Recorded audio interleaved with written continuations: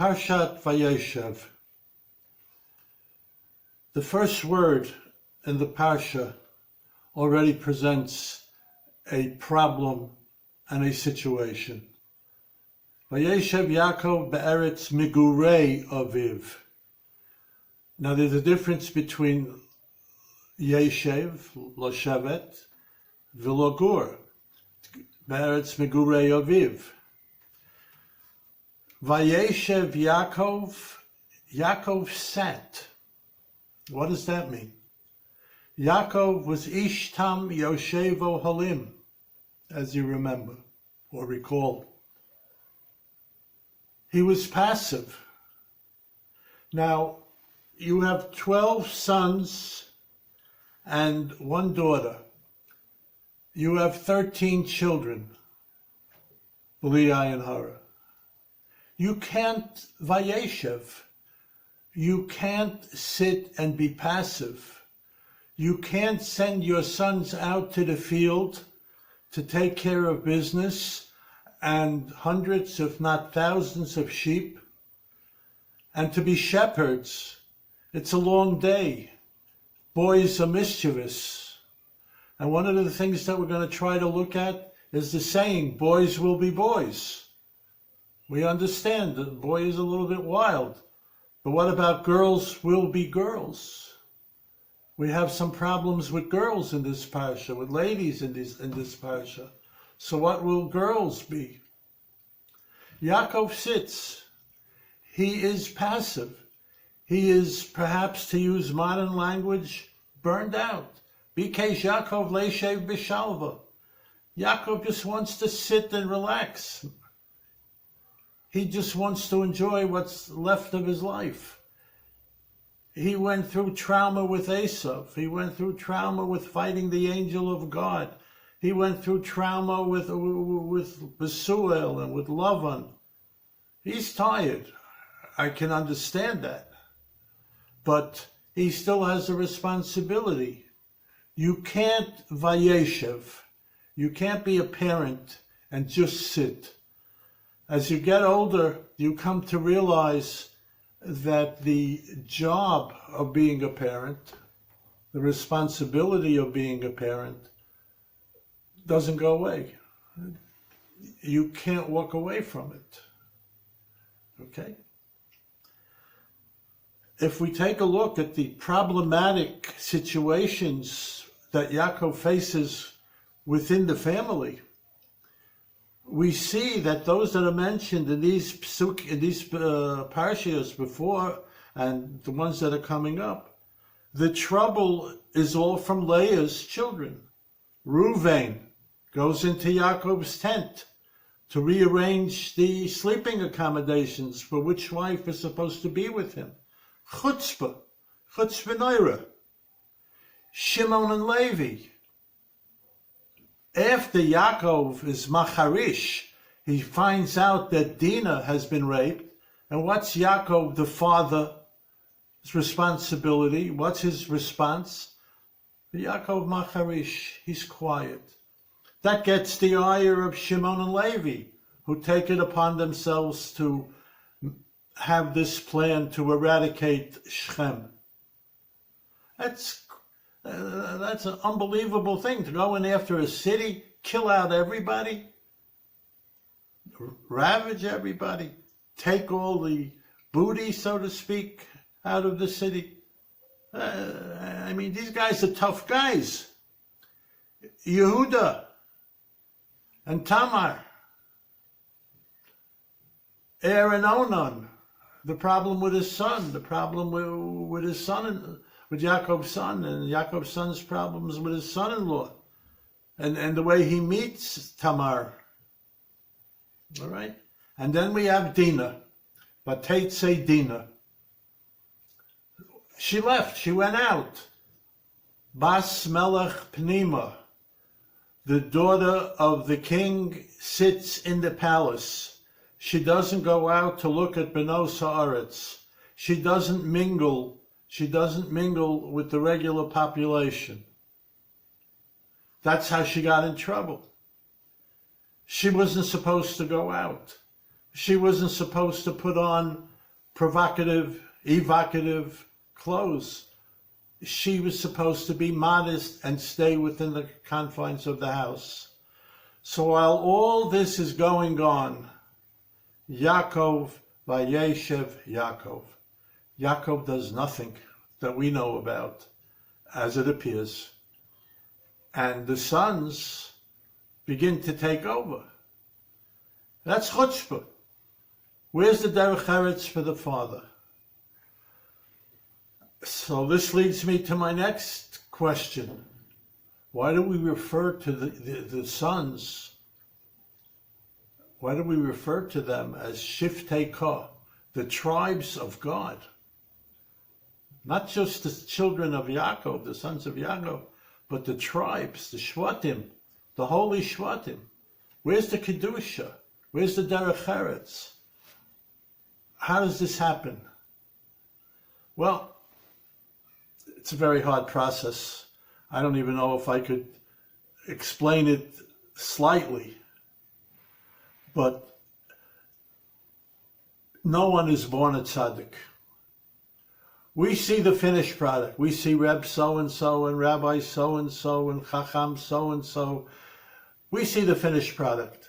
60, 70 years, 80 years of learning night and day, of staying within the Daled Amos of Torah, of staying within the Daled Amos of morality, of acting correctly and properly most of the time. The Baal HaTanya tells us, when do you achieve the status of tzaddik, which is almost impossible?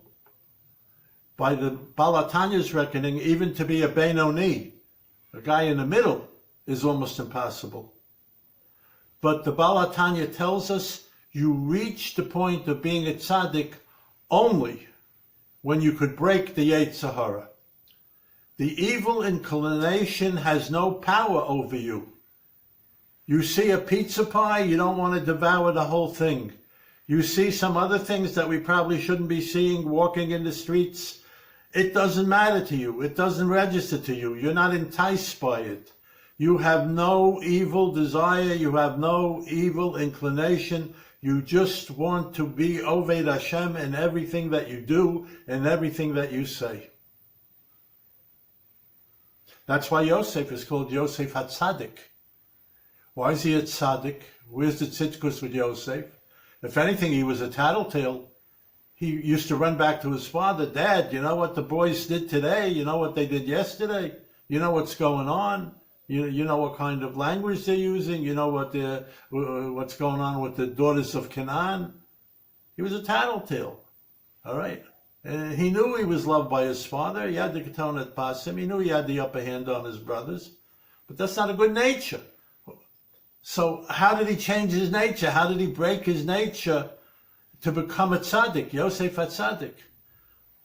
Well, when Potiphar's wife tried to seduce him, and we are told she was beautiful, she was this, she was that, the Torah says about Yosef, Vayima Ein, and it's with a shalshelis. So the Baal Koreh does it basically 3 times. He screamed up to heaven. His refusal went as high as heaven not to commit the sin of cohabiting with another man's wife. That broke his Yetzer Hara. Yetzer Hara could have no longer any power over Yosef.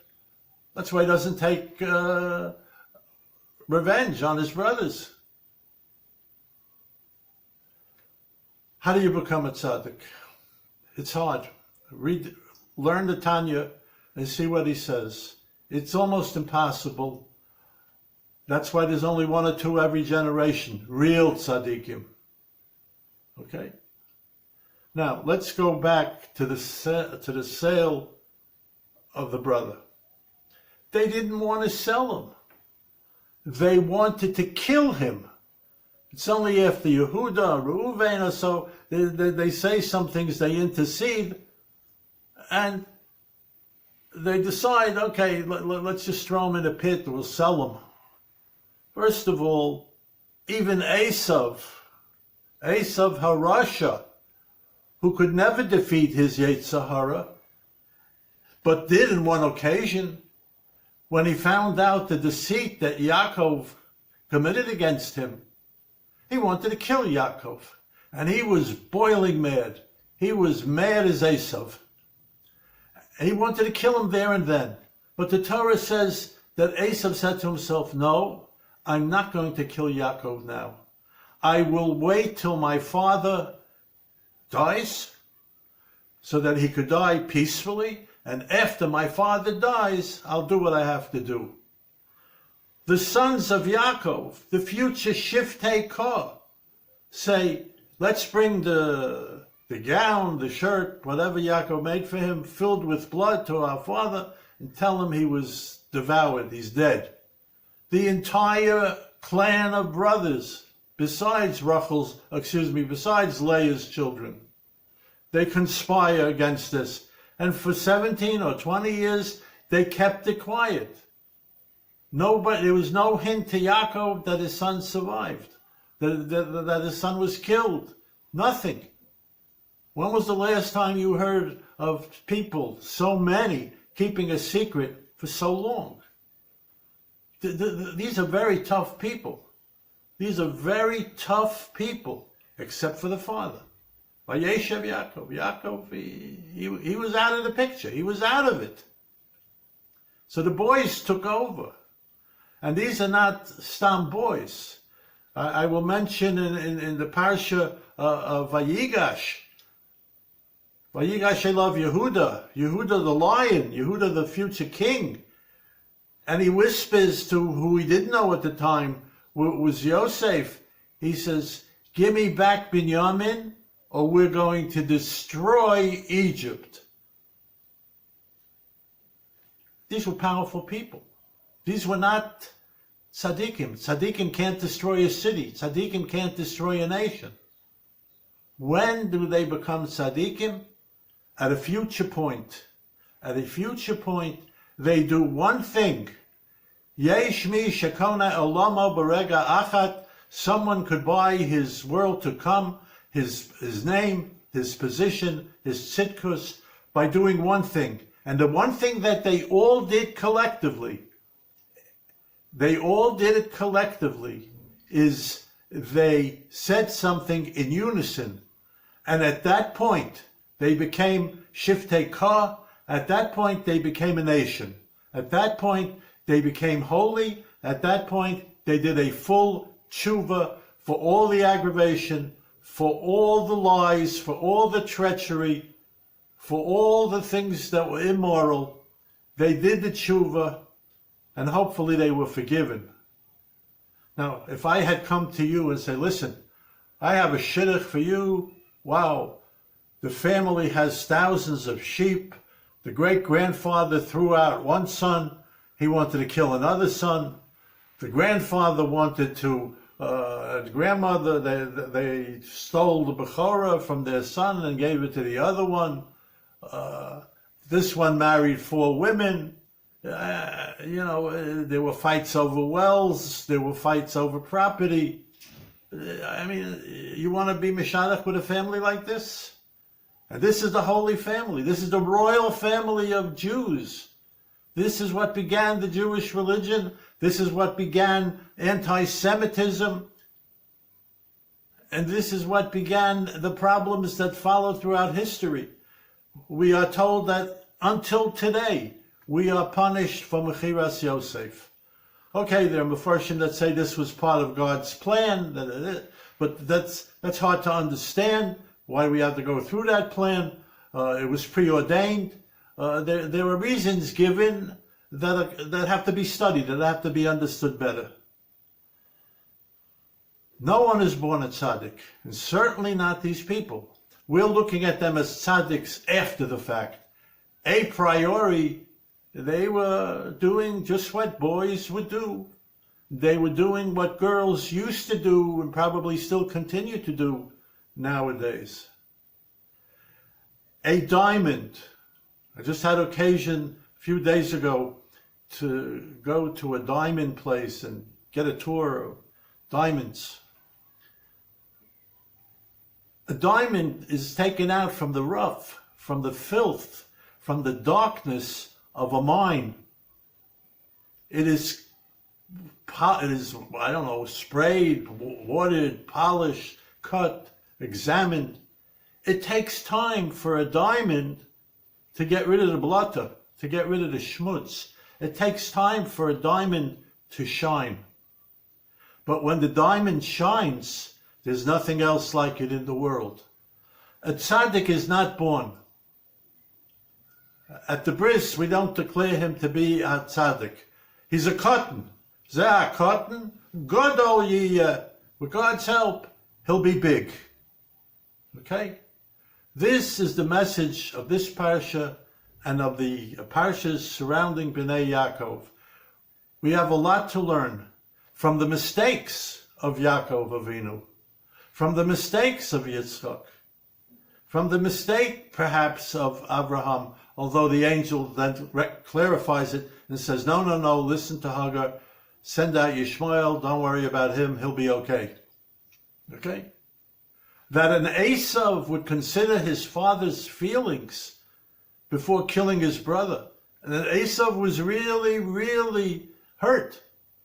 But he restrains himself. He breaks that urge. He breaks that Yetzer Hara, at least for the moment, and then he lands up not doing it. And that the brothers can do it right there and then. They're ready to kill him. And then they hide it. They conceal it. And they see their father in pain.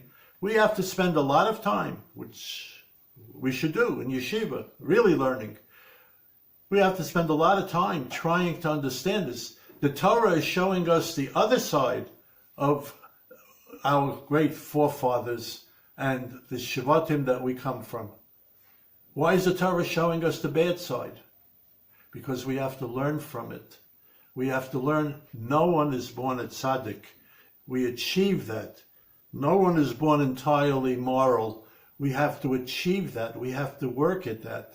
It can't be Vayeshev. You cannot just sit around and be passive. You have to work at it. You have to be Amelim B'Torah. May the light that will be lit all over the world, may the lights that will be lit all over the world commemorating Hanukkah, may that light destroy the darkness that has enveloped the world. Shabbat Shalom, Shalom al Yisrael u'briyut, and al lichtiken Hanukkah.